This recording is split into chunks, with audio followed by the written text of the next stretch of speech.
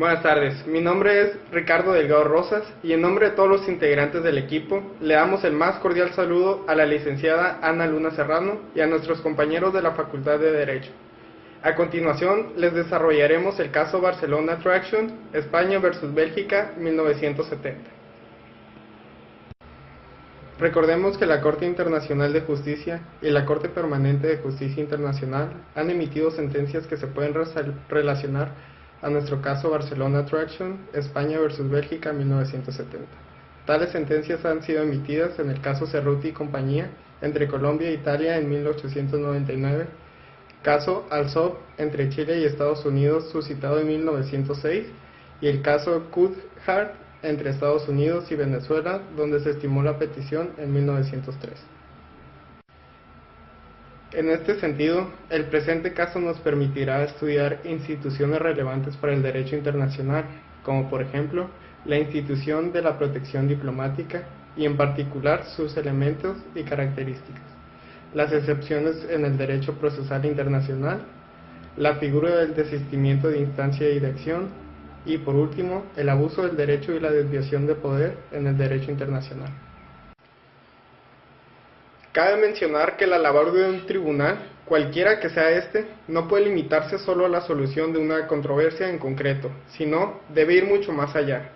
Debe buscar sentar las bases para futuras controversias, establecer criterios comunes de solución, formar una jurisprudencia homogénea que permita predecir la solución de pleitos futuros, y así aclarar puntos oscuros o no regulados y llenar espacios vacíos, permitiendo con todo ello el enriquecimiento del derecho público internacional.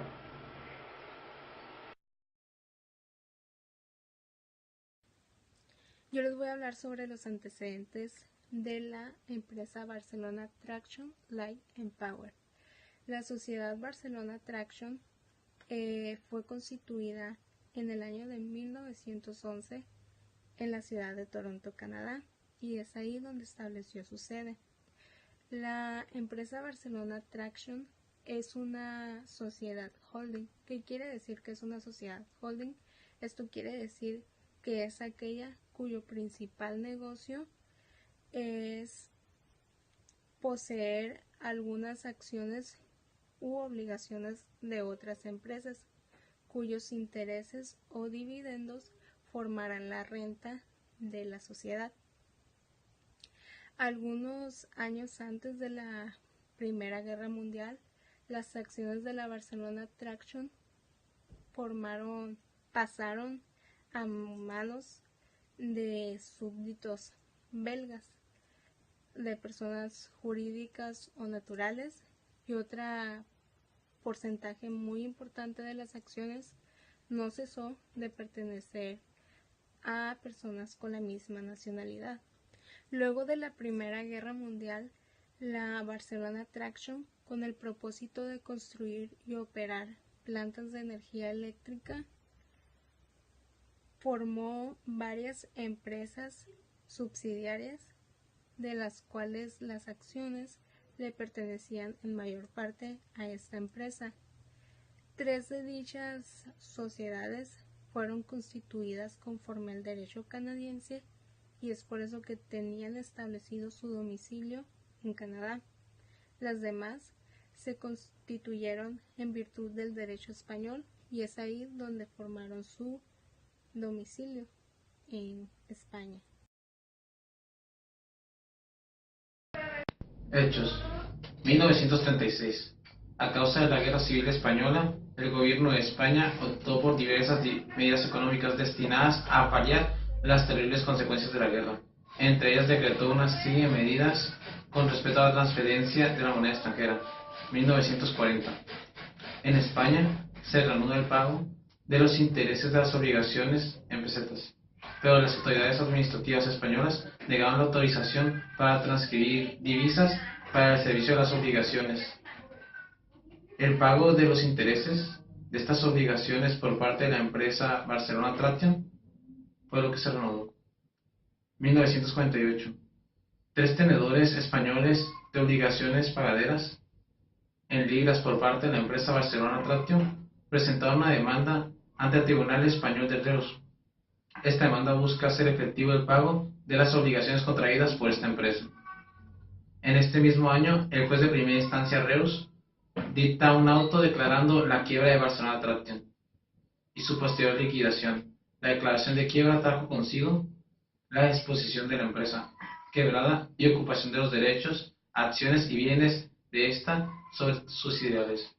Asimismo, se autorizó la emisión de nuevas acciones que cancelaban las antiguas y la venta de estas nuevas acciones a una compañía española de reciente formación que adquirió el control de Barcelona. Declarada en quiebra, la Barcelona Traction se interpone en España una serie de recursos contra el auto declaratorio de quiebra y de las decisiones conexas. Sin embargo, la Barcelona Traction aún no había sido notificada, por lo cual no actuó ajustada a derecho, sino hasta el 18 de junio de 1938. Continuando con los hechos, en 1950 el gobierno español plantea la creación de una comisión encargada de analizar dicho asunto, en la que participaron países como España, Canadá y Reino Unido. Esta propuesta fue aceptada de inmediato por dichos países. En 1958 se inicia el procedimiento judicial internacional con la demanda que propone el gobierno de Belga. En 1960, los dirigentes del grupo privado cuya protección había asumido el gobierno belga entraron en contacto con el grupo privado español. Después, en 1961, el gobierno español comunica a la Corte Internacional de Justicia que, de acuerdo con el artículo 69 del reglamento del tribunal, no formulaba oposición alguna al desistimiento belga.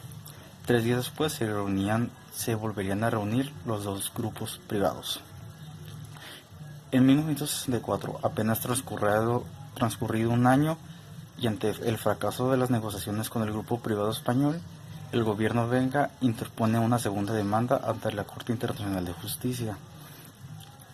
En 1964, la Corte Internacional de Justicia dicta la primera sentencia, resolviendo las 4 excepciones preliminares formuladas por el gobierno español. La primera y la segunda excepciones referidas a la competencia de la Corte fueron rechazadas. La tercera y cuarta, sobre la ausencia del vínculo de nacionalidad y el agotamiento de los recursos internos por parte de la empresa Barcelona Traction, fueron unidas al fondo del asunto. En el año 1965, la segunda fase se inicia con el procedimiento escrito, con la presentación de la memoria del gobierno de Belga. El gobierno español presenta por su parte contra su memoria el 31 de diciembre de 1965. En 1967 se produce la réplica del gobierno belga. En 1968 se lleva a cabo la dúplica del gobierno español y finalmente en 1970 la Corte Internacional de Justicia dicta su segunda sentencia definitiva. Competencia de la Corte, excepción de desistimiento. En la práctica de la Corte Internacional de Justicia, la figura procesal del desistimiento se había planteado de algún modo antes de este asunto en casos jurisprudenciales como los siguientes: asunto franco-egipcio relativo a la protección de los refugiados y protegidos franceses, de la Sociedad de Electricidad de Beirut, incidente aéreo del 27 de julio de 1955. En todos los casos jurisprudenciales señalados sirvieron a la Corte para realizar un análisis de la figura del... Es importante resaltar que en este caso la Corte Internacional de Justicia no siguió siempre el precedente, sino que tomó distancia de él y adoptó en varias ocasiones una posición singular en la materia, como lo podremos comprobar a lo largo del análisis de la sentencia. La figura del desistimiento se encuentra regulada por los artículos 68 y 69 del reglamento de la Corte Internacional de Justicia. Según estos artículos, un proceso judicial en curso ante la Corte puede determinar: a. Si las partes llegan a un acuerdo sobre la solución que debe darse al litigio objeto del proceso, o b. Si las partes renuncian de común acuerdo a seguir el proceso, y c. Si el Estado actor decide unilateralmente renunciar al proceso, o sea, al desistimiento. En este último caso, el Estado demandado aún no se encuentra implicado en el procedimiento, el desistimiento opera sin más, es decir, en este caso el desistimiento no requiere aprobación de la parte demandada. o si el demandado ha quedado implicado en el proceso, es necesario que no exista oposición de dicho estado demandado, con el fin de que el desistimiento pueda operar. Precisamente el tipo de desistimiento adoptado por el gobierno belga en el caso.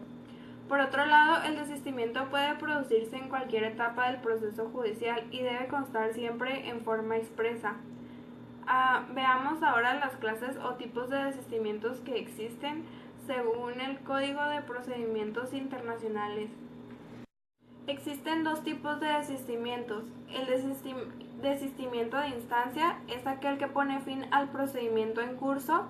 En este caso, queda abierta la posibilidad de plantear nuevamente la acción. Y el desistimiento de acción, también llamado definitivo, que implica un desistimiento de la pretensión o del derecho. A diferencia del anterior, ya no es posible replantear la acción. En la opinión del profesor español Enrique Pecour García, a partir de estos casos es posible extraer las siguientes conclusiones en materia de desistimiento. En el caso de Barcelona Traction se cumplió este supuesto, pues España como demandada aceptó expresamente el desistimiento belga. En el presente caso nos encontramos frente al desistimiento unilateral del gobierno belga, regulado por el artículo 69 del Estatuto de la Corte Internacional de Justicia, el mismo que contó con el asentimiento, esto quiere decir falta de oposición del gobierno español. En este punto es importante determinar que el tipo de desistimiento adoptado por Bélgica puede ser un desistimiento de acción como alegaba España. Habría prescrito el derecho de reclamación belga y por ende la excepción preliminar del desistimiento planteada por España debía ser declarada fundada. Sin embargo, una revisión íntegra de la sentencia del tribunal revela que esta no solo se tomó en cuenta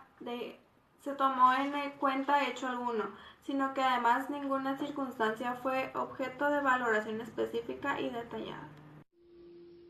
Continuando con el análisis de las diversas instituciones relevantes que se originaron en este caso, toca hablar de la ausencia de manos limpias. En la posición del gobierno español, a través de sus consejeros, aludieron una conducta incorrecta y fraudulenta de la Barcelona Traction en España. Sin embargo, nunca se dedujo una excepción en ese sentido.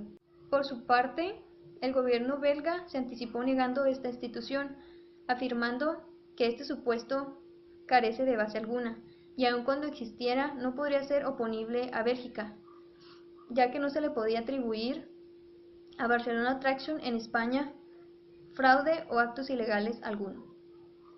En cuanto a la responsabilidad internacional del Estado español, Bélgica en 1962 calificó los actos del órgano judicial como abuso de derecho. El consejero se basó en la definición del Diccionario de Términos de Derecho Internacional publicado en 1960, el cual incluía que en el ejercicio de un derecho por un Estado se haya realizado con una finalidad que no se ajuste a aquella. Así también, Bélgica califica de abuso el auto de declaración de quiebra dictado por el juez español de Reus y a los tribunales españoles por admitir procedimientos abusivos para bloquear los recursos de la sociedad quebrada. El gobierno español se opuso a estas acusaciones, señalando que la figura del abuso del derecho, si bien estaba reconocido por el derecho internacional, su contenido no era claro. Y en efecto, en consideración con las supuestas suposiciones que existen en torno al contenido del mismo, este término no puede ser definido mediante un determinado ordenamiento jurídico interno. Incluso para la Corte resultó claro que este término de abuso de derecho nunca ha sido puesto en práctica para reconocer la responsabilidad internacional de un Estado. Asimismo, la Conferencia de Codificación de La Haya en 1930 acogió la propuesta belga de añadir un término intencional para subrayar la necesidad de mala fe determinante para el abuso de derecho. Entonces, Bélgica debía demostrar la mala fe de las autoridades judiciales del Estado español para poder acusarlo del abuso de derecho y, por ende, de responsabilidad internacional. El gobierno belga toma conciencia y decide utilizar la figura del desvío de poder. Sin embargo, en ese tiempo se tenía mucho debate respecto a este tema. Aparece el profesor Garrido Falla, quien señala que debido a las características del ordenamiento jurídico internacional, existen graves dificultades para la emisión de esta figura. El autor señala, por ejemplo, que el derecho internacional, a diferencia del derecho interno, no puede anular los actos estatales contrarios a este ordenamiento. Y por otra parte, como vicio típico de los órganos administrativos, la desviación de poder no es extensible a los órganos judiciales, que es lo que precisamente realizó el gobierno belga. Queda claro para la Corte que esta figura no solo resultó imprecisa, sino que no era aceptada aún por el derecho internacional. Otro aspecto jurídico que analiza la Corte Internacional de Justicia y se ve reflejado en un pasaje breve de la sentencia es donde afirma que el derecho de ejercer protección diplomática no corresponde a una persona natural o jurídica, sino que es un derecho propio del Estado. Como conclusión tenemos que la Corte Internacional de Justicia acertó en el fallo en donde rechaza la demanda interpuesta por el gobierno belga en el año 1964. Sin embargo, erró al dilatar el proceso innecesariamente.